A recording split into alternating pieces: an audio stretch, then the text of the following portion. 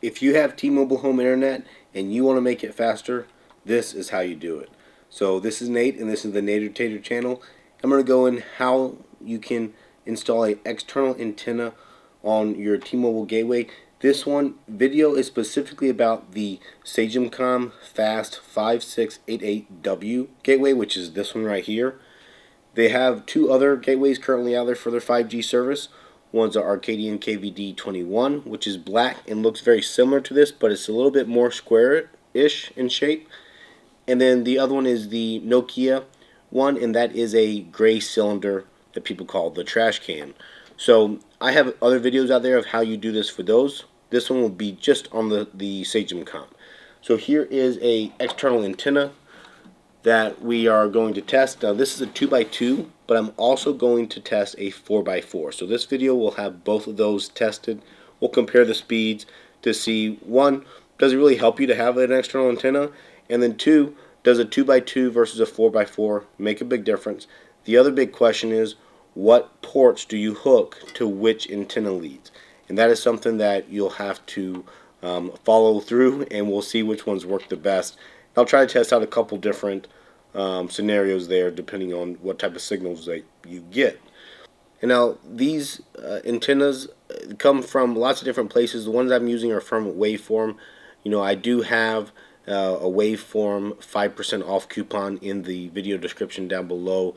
That'll get you 5% off any of their products. It doesn't have to be the full kit. What is nice about the kit is that it comes with the pigtails that you need, and it comes with the cables, it comes with the antenna and the mount, all that stuff all packaged up in one place.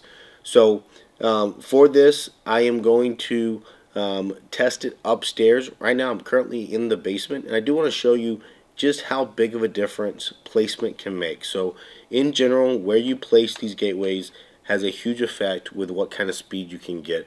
And some of them are more sensitive to others, where even if you rotate them a few degrees, you can actually change their signal to enough where you actually get a very noticeable change in speed.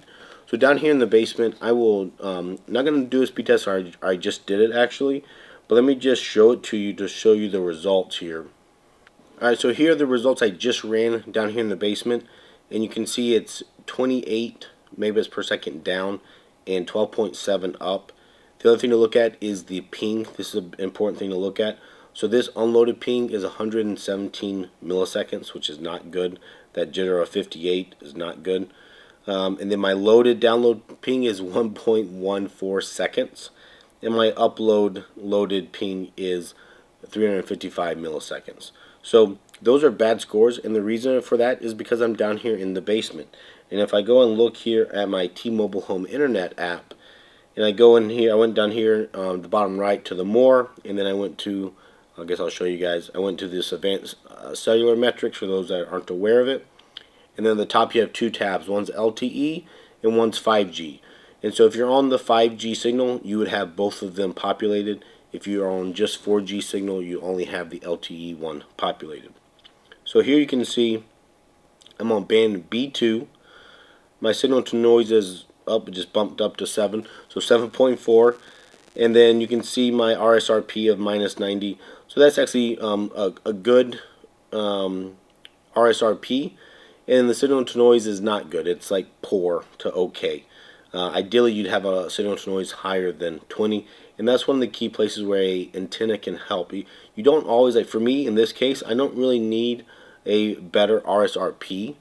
But what I do need is a better signal to noise. I really want to get that up above 20 if I can for the best speed change.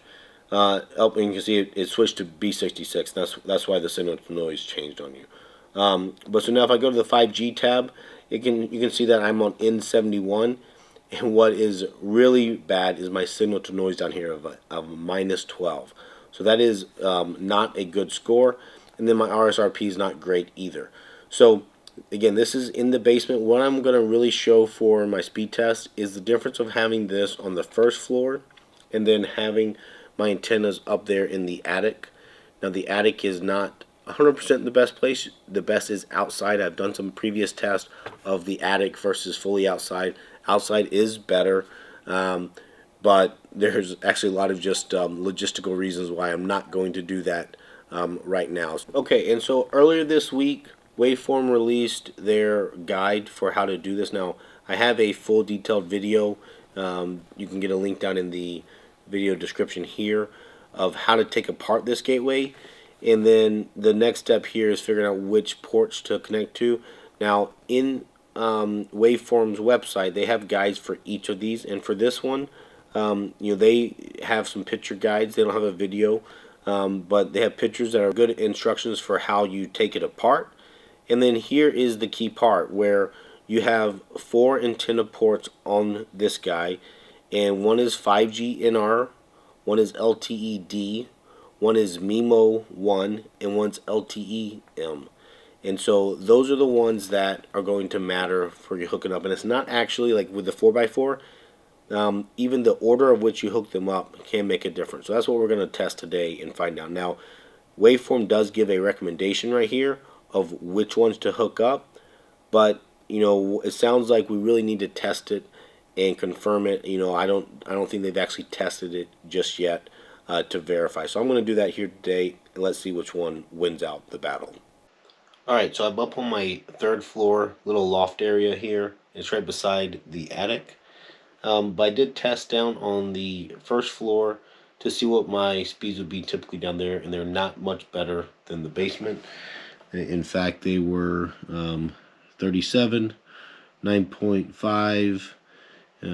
The ping was 40. The jitter was a lot better, but you can see the loaded ping was actually significantly worse there. Overall, the trend is still there, where it's a very high loaded ping on this T-Mobile service here. So now I came up to the attic. Let me pull up that test I just ran, and I'm doing this so that it is much easier to video by not having to test it live. But I just ran this test now with the gateway up here on the 3rd floor, and you can see that it was 195 download, 7.8 upload, and then my idle ping was 55. My jitter actually got worse again, and then not great for loaded pings there either. No packet loss, but this popped on to N41, and if I pull up my metrics, actually I can see those live right here right now. I am on N41, and then it is signal to noise of 1.4, RSRP of -110, so not great there. And then LTE, I'm on B2. My signal to noise is 9.4, RSRP of -104. So you can see that these are not outstanding numbers by any means, but certainly enough to get me some decent download speed at least. N41 has worse upload speed than N71 because of the way that they transmit data packets and prioritize download versus upload. But now let's hook up the antenna, and I run that in here to the attic. You can see I have a 4x4 cable actually sitting there, and then I have the big 4x4 antenna up here. A little bit hard to see. Let me grab a flashlight for you guys.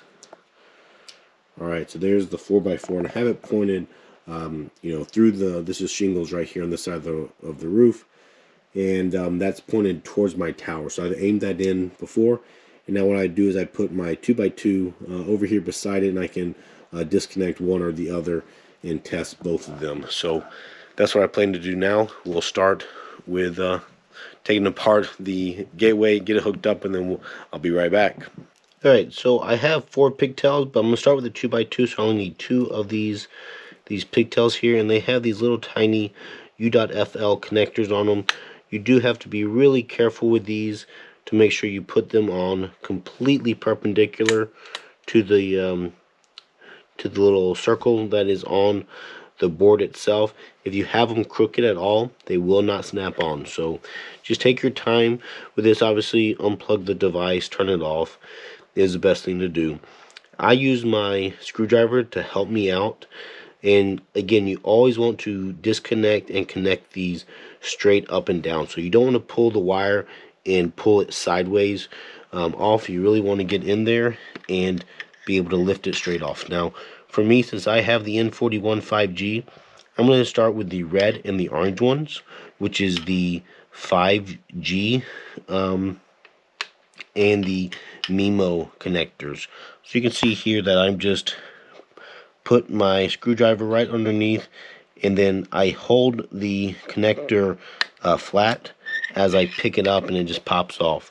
So that's how I do it, but you can figure out your own technique depending on your needs there. You do want to be very careful with this. If you break this, there are not a whole lot of options there for fixing it, other than maybe a local electronics store that can resolder on a new U.FL connector on your board. So once I have these guys now, if you want to route them so that they are neat and tiny, you want to route them up through the bottom. You got to do that first with the small connector, and you route them up through here, and then you can just snake them up. Now, Waveform does do a good job to mention. You want to stay off of this heatsink, because this heatsink gets hot, and you could potentially melt the insulation on the wiring. So, follow that guide to try to keep it off, and maybe tape or zip tie the wire out of the way if you're doing a permanent install. For me, I'm doing a temporary install, so I'm just going to go with whatever's the easiest for me to get access to it.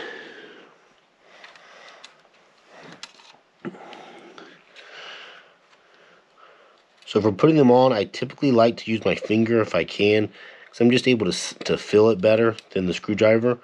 But if not, then I will resort to using the screwdriver, pressing down flat on top of it. This one actually is pretty good access. So hopefully, yep, I can get in there fairly easily and actually get this to work well for me.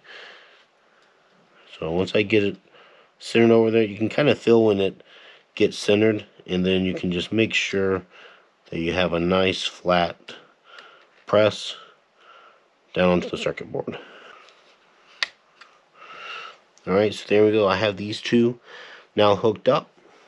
So now I have the antenna mounted here, and now I'm just screwing in the connectors here to the cable. Now I've already had this set up before, but I will check it and make sure that it is still pointing in the optimal direction. Both angling it up down as well as left right can make a difference. Alright, so I just did the 2x2 antenna hooked up, and you can see my results here on B2 are really not too drastically changed. I had a minus 111 still for RSRP. My signal to noise is better, but it's not significantly better. And then I'm still on band B2. If I go over to the 5G, you can see what it's actually doing is right now it's actually on N71. And my signal to noise is bad. It's at minus 4. But the real telltale here is, the RSRP is good. It's minus 83. Alright, so if we look at the speed test results, though, this is the real answer. 262.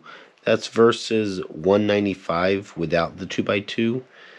And then 10.1 upload versus 7.8 without the 2x2. My idle ping before was 55, now it's 59, so I would call that just a variation test to test. My loaded pings, though, are still not good, so this is certainly a massive improvement in my download speed and somewhat improvement in my upload speed. But I want to keep messing with this and see what else I can get. Alright, so now I've been messing with the 4x4, and I've been trying lots of different combinations of the order, and I have seen a difference, so it certainly does matter. I'll summarize this as I get further along in this video, but for right now, on the LTE side, I'm seeing band B2, RSRP of minus 107, signal to noise of 3.4. So those aren't drastic changes there. But now I've been able to lock on to N41. In my several attempts there with a 2x2, I did not get N41 on it. I was able to get N41 on the unit, but it kind of flip-flopped back and forth. But now I have a solid N41 connection with a 13 signal to noise ratio and a RSRP of minus 107. So not a stellar signal strength there, but at least some reasonable numbers there. And the big ticket here is my speed. So now my speed is 400 megabits per second. So now I'm like double what I was with just the stock unit. My upload is now 22.4, and so again that's over double the speed of just the stock unit. My ping has now gotten better. It's in the 40s, the low 40s, 41 for unloaded. My loaded ping is still bad if you were to say gaming or anything, but at least it is coming down off of the seconds and being in the millisecond range.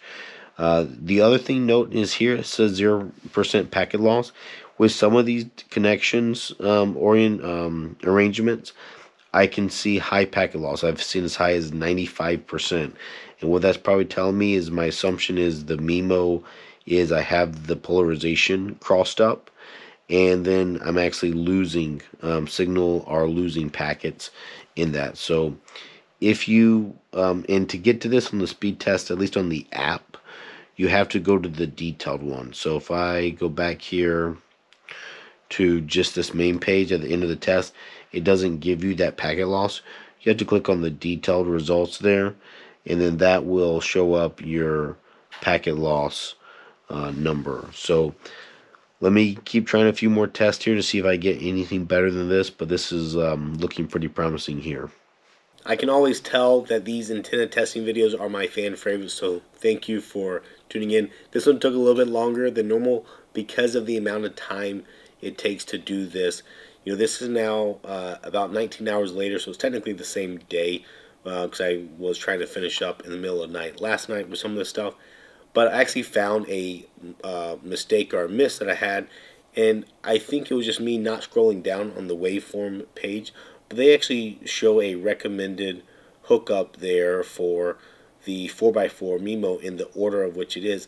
I did not see that last night when I did the testing, and it so happens that my fastest speed, which was a clear winner versus the other configurations I did not match theirs. And so I looked through my notes here of which ones I did hook up, and I realized I did not even try their setup. And so I went back up there tonight now, and I retested to say, okay, maybe I missed something, or maybe I need to check their configuration to see if it's equivalent or if it's different. So went back up there and I switched that. Just a quick tip for you guys for when you hook these up yourself, I do encourage you to mess around with them.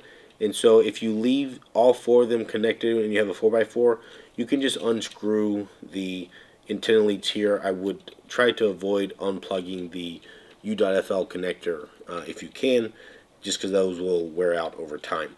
So you can just switch them around if you keep them labeled. So what I found was I switched, or first I did a baseline of the stock to make sure I'm still in that same ballpark, and I am.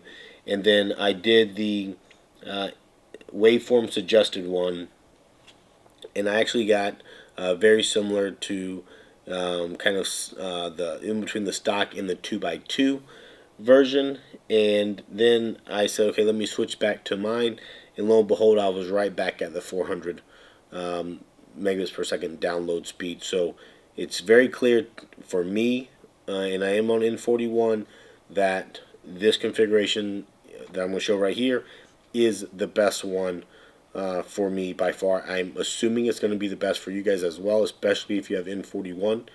If you would put a comment down below if you have that and you test it. And then I'm sure Waveform, if more than just me reports back that it is a better configuration, I'm sure they will update their documentation to reflect that. But back to the 2x2 as far as which one is the best there, I have kind of the same, I guess maybe disagreement then with the current documentation out there. And that is the 2x2 for me.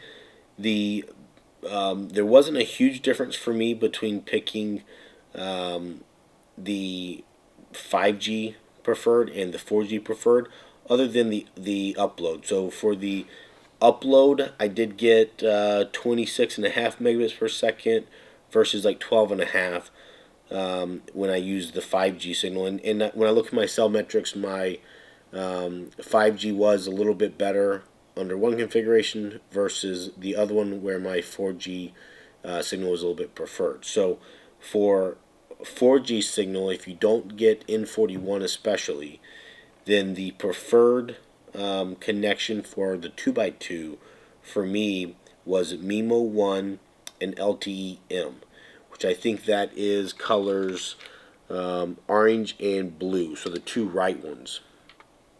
That's what gave me the best upload speed, and I was still getting over 200 megabits per second download. So certainly better than stock. And all these numbers, you got to be really careful because they change a lot time of day, and so like sometimes you might be 170, other times you might be 200 as the baseline, so it does fluctuate in there. So I always try to be a little bit cautious with that, especially when I compare day to day. So 2x2 on the 5G signal, my best was the 5G NR and then the LTE-D. So that would be the red and the green are the two ones on the left. Now, one interesting thing that makes me feel kind of comfortable with these stats here, and like I said, they do differ from the waveform ones right now, is that polarity matches up with my 4x4, meaning I have the red and green be different polarity. One's a minus and one's a plus 45, and the orange and blue is a plus and a minus as well. And that's still what I'm picking for the 2x2. And that polarity matters. So if you match up a two that are supposed to be out of phase in different polarity, and you put them as the same, they're both a plus 45, for example, then they will interfere or cancel each other out and make your signal worse. So on the 2x2, it doesn't matter which one which cable you hook up to. You can do either one. So the order doesn't matter, but the two pairs are what matter. So that is the end result here for this testing. Overall, the 2x2 does help. It's a marginal improvement for me when I have the gateway up there in the attic. So one of the big caveats here is the gateway for me being up there in the third floor already. I'm basically in the attic effectively with this gateway, and I'm testing it versus an antenna in the attic. So in some ways, that's not even a fair test of the benefit of the antenna, because in most cases the antenna is going to be up higher off the ground level than the gateway is. And so really the more comparable speed test is comparing my first floor number versus the antenna number, and that's where you see big changes even with the 2x2, where you're going from the 50 range all the way up to the 200 range. So that's one thing I want to mention is that if some of you are looking like, well, hey, you got 20-30% better, that's not a lot. In reality, you got to compare it again to my much lower number that I get either down here in the basement or on the first floor, and that's the real differentiator out there. But what's most impressive about this Sagemcom one is it really, really reacts to that 4x4 waveform antenna. But what's very, very clear is that this Sagemcom really responds to the 4x4 MIMO kit, and specifically only when hooked up in that order that I showed before. If you do one of the other orders, it's really comparable to the 2x2, or not even quite comparable to the 2x2. So it's got to be that specific order for me to get that drastic speed change, and that's what I think everyone is really looking for. So thanks for tuning in. If you do some of your own testing on the Sagemcom, please do put it down in the comments below. And of course, as always, give it a thumbs up for the video and subscribe to the channel if you haven't already. Stay tuned for more content as always. Thanks, guys.